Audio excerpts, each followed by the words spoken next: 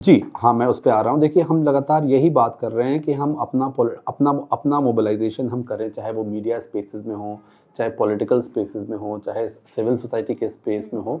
तो जब आप अपना मोबिलाइज़ेशन करेंगे, तो आपको इलेक्शंस लड़ने की ज़रूरत पड़ेगी। आपको कहीं न कहीं मेरा सवाल ये है कि बिहार में असदुद्दीन ओवैसी ने 5 सीट जीते हैं, 5 या 6 5 सीट जीते हैं, 6 सीट भी जीत जाते हैं। एक कैंडिडेट उनका बहुत कम वोटों से हारा, 300 कुछ वोटों से हारा। तो अगर 5 सीट जीते तो क्या प्रॉब्लम थी सेक्युलर अलायंस को असदुद्दीन ओवैसी के साथ एंगेज करने में?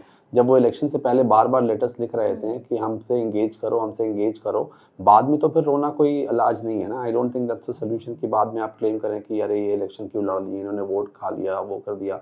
आपको एक्सेप्ट करना पड़ेगा मुस्लिम पॉलिटिकल मोबिलाइजेशन को। आप मुस्लिम पॉलिटिकल मोबिलाइजेशन को आपने सिर्फ एक एक्सट्रीमिज़्म के नज़रिए से देखने का पैमाना बना लिया है कि आप उस अगर कोई भी पॉलिटिकल मोबिलाइजेशन होगा, चाहे वो पीस पार्टी हो, चाहे वो असदुद्दीन ओवैसी हो, चाहे वो एसडीपीआई हो, चाहे वो कोई और पॉलिटिकल फ्रंट अभी हो, आईएसएफ है। आप उसको आईएसएफ हो, आप उसको एक्सट्रीमिस्ट करार दोगे। और उसका एक रीज़न ये भी है कि हमारा जो इंडिपेंडेंस की हिस्ट्री है और वो इंडिपेंडेंस की हिस्ट्री का जो हैंगओवर है, जिसको जो हिस्ट्री हम जैसे अली साहब ने बताया पहले कि उसके लिए सिर्फ मुसलमान ज़िम्मेदार नहीं थे उस पार्टीशन के लिए।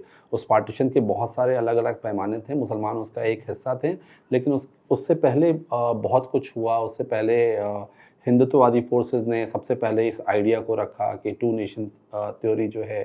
तो आई थिंक उसके अलग-अलग तो ये जब तक हैंगओवर नहीं हट जाएगा कि मुसलमानों का पॉलिटिकल मोबिलाइजेशन सेक्टेरियन होगा, मुसलमानों का पॉलिटिकल मोबिलाइजेशन जो है वो सेपरेटिज़्म की तरफ जा सकता है।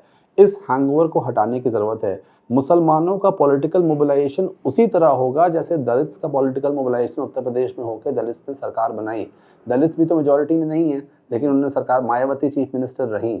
तो क्यों रहीं? क्योंकि वो पॉलिटिकल मोबिलाइजेशन हुआ, उन्होंने दूसरों से नेगोशिएट किया, दूसरों के टर्म्स पे साथ में इलेक्शन लड़ा लोगों के, अपनी कॉन्स्टिट्यूएंसी बनाई।